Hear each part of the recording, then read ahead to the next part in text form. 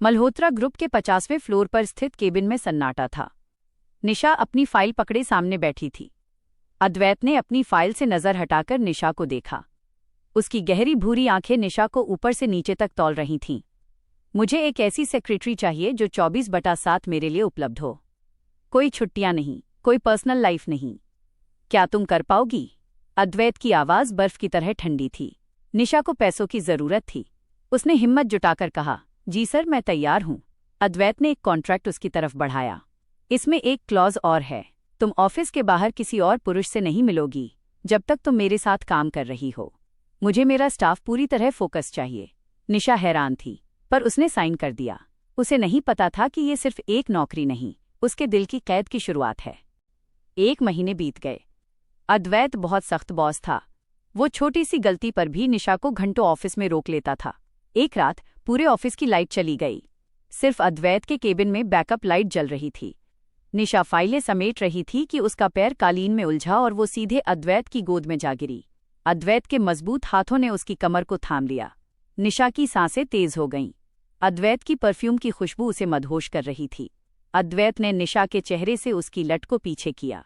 तुम हमेशा इतनी लापरवाह क्यों रहती हो निशा? अद्वैत की आवाज में आज सख्ती कम और एक अजीब सी तड़प ज्यादा थी। निशा कुछ बोल पाती, उससे पहले ही अद्वैत के चेहरे का झुकाव उसकी ओर बढ़ा। उनके होठों के बीच सिर्फ कुछ इंच का फासला था। तभी ऑफिस का फोन बज उठा। निशा हड़बड़ा कर दूर खड़ी हो गई, पर अद्वैत की नजरों ने उसे बेचैन कर दिया था। अगले दिन ऑफिस में एक नया क्लाइंट, विक्रम, आया। वो निशा का पुराना कॉलेज फ्रेंड था। उसने मीटिंग के बाद निशा का हाथ पकड़कर उसे कॉफी के लिए पूछा। अद्वैत अपने केबिन के शीशे से ये सब देख रहा था। उसके हाथ में पकड़ा पेन तड़ककर टूट गया। उसने इंटरकॉम पर चिल्लाकर कहा, निशा, मेरे केबिन में आओ अभी।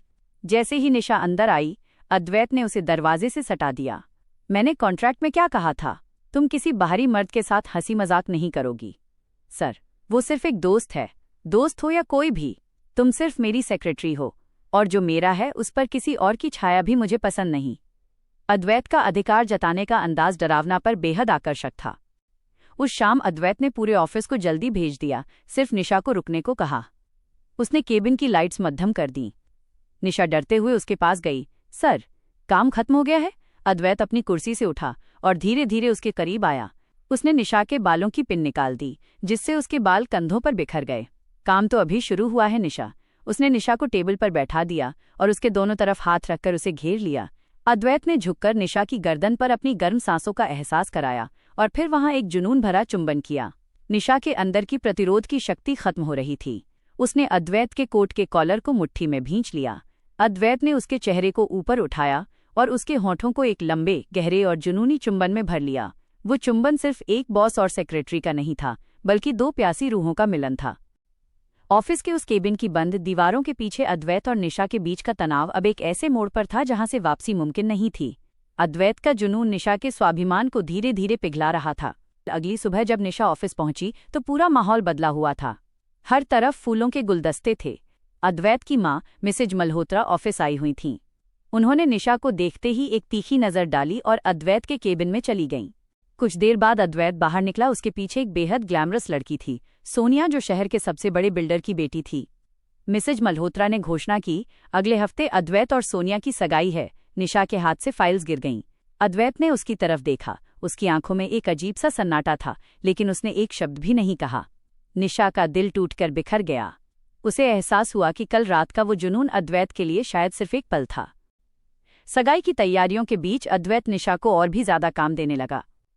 वो उसे हर वक्त अपने सामने रखना चाहता था। एक शाम सोनिया ऑफिस आई और अद्वैत के गले लगकर निशा को हुक्म देने लगी, सेक्रेटरी, मेरे लिए एक स्ट्रॉन्ग ब्लैक कॉफी लाओ। निशा चुपचाप बाहर जाने लगी। तभी अद्वैत ने उसे रोका। कॉफी तुम नहीं, प्यून लाएगा। निशा, तुम मेरे साथ कॉन्फ्रेंस रूम में चलो, प्रेजेंटेशन तैयार करनी है। सोनिया चिढ़ गई। अद्वैत, वो तुम्हारी नौकर है। अद्वैत की आवाज कड़क उठी। वो मेरी सेक्रेटरी है सोनिया, और उसे क्या करना है ये मैं तय करूंगा। रात के 11 बज चुके थे।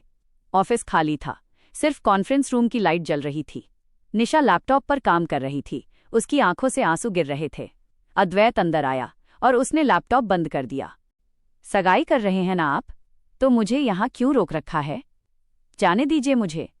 निशा चिल्लाई। अद्वैत ने उसे बाहों से पकड़कर मेज पर खड़ा कर दिया। तुम कहीं नहीं जाओगी? क्या तुम्हें लगता है कि मैं उस सोनिया से शादी करना चाहता हूं? तो फिर ये ड्रामा क्यों? अद्वैत ने उसे दीवार से सटा दिया और उसके चेहरे के इतने करीब आ गया कि उनकी नाक टकरा रही थी। क्योंकि मेरी माँ को लगता है कि वो मुझे कंट्रोल कर सकती हैं, लेकिन वो नहीं जानती कि अद्वैत मल्होत्रा सिर्फ उस चीज को अपनाता है जिसे वो पागलों की तरह चाहता है, और वो तुम हो। अद्वैत ने निशा की गर्दन पर अपना चेहरा छुपा लिया। मैं कल रात से सो नहीं पाया हूं निशा, तुम्हारी खुशबू मुझे पागल कर रही है। उसने निशा की शर्ट के ऊपर के 2 बटन खोल दिए। निशा की धड़कनें उसके कानों में गूंज रही थीं। अद्वैत ने अपनी शर्ट उतारी और निशा को अपनी नग्न छाती से सटा लिया।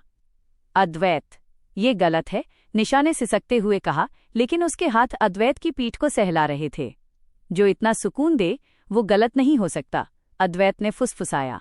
उसने निशा को मेज पर लेटा दिया और उसके होठों को एक ऐसे गहरे और प्यासे चुंबन में भर लिया जिसने दुनिया की सारी फिक्र मिटा दी।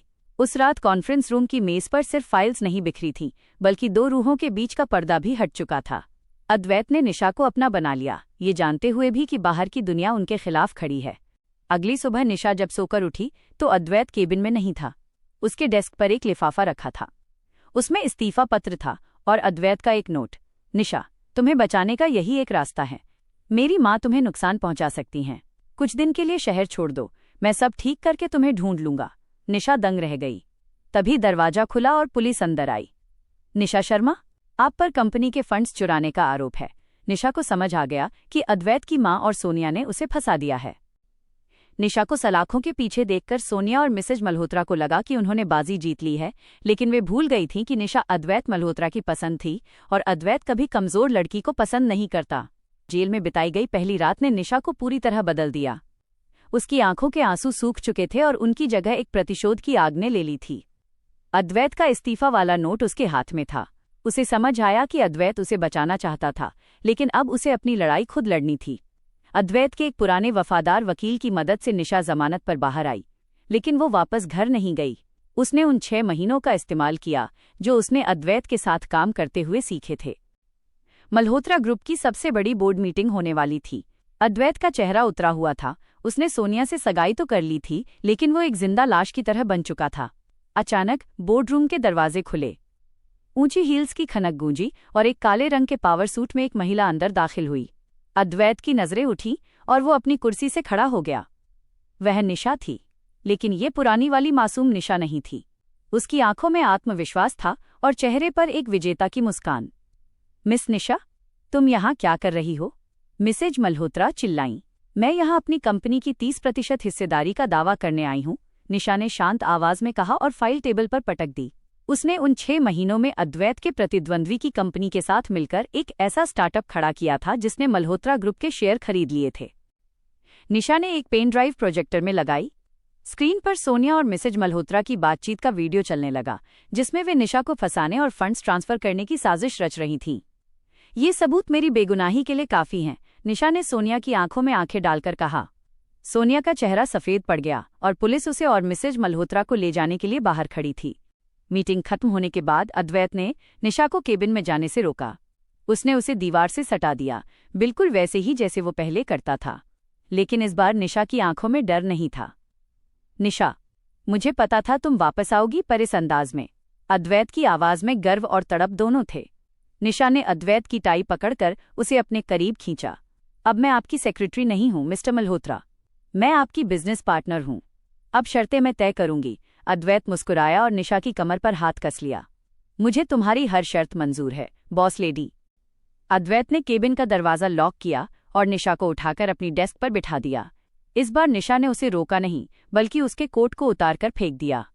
अद्वैत ने उसके गले पर अपना चेहरा झुकाया और उसके इत्र की खुशबू को महसूस किया। मैंने इन 6 महीनों में हर पल तुम्हें याद किया है, अद्वैत ने फुसफुसाते हुए उसके होठों को चूमना शुरू किया। निशा ने उसका चेहरा हाथों में लिया और उसे एक ऐसा जुनूनी और गहरा चुंबन दिया जो अद्वैत को ये बताने के लिए काफी था कि वो आज भी सिर्फ उसी की है। मेज पर रखी फाइलें नीचे गिर गईं, लेकिन इस बार ये कोई कॉन्ट्रैक्ट नहीं था, ये 2 बराबर के लोगों का जुनून था। अद्वैत ने उसे अपनी बाहों में भर लिया। अब से तुम सिर्फ मेरी जिंदगी की नहीं, बल्कि इस पूरे साम्राज्य की रानी हो। निशा और अद्वैत का रिश्ता अब बराबरी का था। अब वे सिर्फ प्रेमी नहीं, बल्कि एक शक्तिशाली बिजनेस कपल बन चुके थे।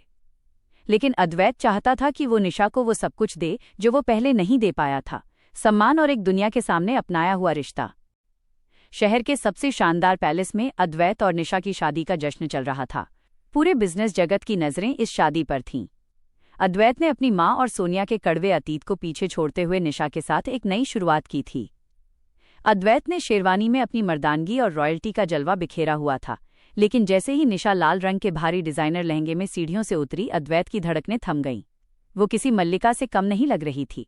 शादी की रस्में पूरी हुईं और जैसे ही अद्वैत ने निशा की मांग में सिंदूर भरा, उसने झुककर उसके कान में कहा, आज से तुम आधिकारिक रूप से मेरी हो, मिसेज निशा अद्वैत मल्होत्रा। उन रात के सन्नाटे में अद्वैत और निशा अपने सुसज्जित बेडरूम में थे। कमरे में हजारों मोमबत्तियां और मोगरे के फूलों की खुशबू महक रही थी। निशा खिड़की के पास खड़ी चांद को देख रही थी जब अद्वैत ने पीछे से आकर उसे अपनी बाहों के घेरे में ले लिया। उसने निशा के गहनों को एक एक करके उतारना शुरू किया। उसकी उंगलियां जब निशा की त्वचा को छूती थीं तो निशा के बदन में सिहरन दौड़ जाती थी। तुम्हें याद है, कभी तुम मेरी सेक्रेटरी हुआ करती थी? अद्वैत ने उसकी गर्दन पर अपनी गर्म सांसें छोड़ते हुए पूछा। निशा ने मुड़कर अद्वैत की आंखों में देखा और शरारत से कहा, और आपको याद है, आप कितने कड़क और बेरहम बॉस थे। अद्वैत ने उसे झटके से अपनी ओर खींच लिया, जिससे निशा का शरीर उसके सख्त बदन से पूरी तरह सट गया। तो क्या आज रात मुझे अपनी उस बेरहमी के लिए कोई सजा मिलेगी या इनाम? अद्वैत ने निशा को गोद में उठाया और बिस्तर की ओर ले गया। इस बार का रोमांस पहले जैसा नहीं था। इसमें डर नहीं, बल्कि एक दूसरे के प्रति समर्पण और गहरा विश्वास था। अद्वैत ने बहुत ही नज़ाकत से निशा के लहंगे की डोरी खोली। निशा ने अद्वैत की आंखों में वो प्यास देखी जो सालों के इंतजार के बाद आज शांत होने वाली थी। उसने अद्वैत के चेहरे को अपने हाथों में लिया और उसे एक ऐसा गहरा और रूहानी चुंबन दिया जिसने अद्वैत के अंदर की आग को और भड़का दिया। उनकी सांसें एक दूसरे में उलझ गईं। अद्वैत का स्पर्श अब अधिकार नहीं बल्कि प्रार्थना बन चुका था। उसने निशा के शरीर के हर हिस्से को अपनी मोहब्बत से सराबोर कर दिया। उस रात मल्होत्रा मेंशन के उस कमरे में दो रूहों ने एक दूसरे को पूरी तरह अपना लिया।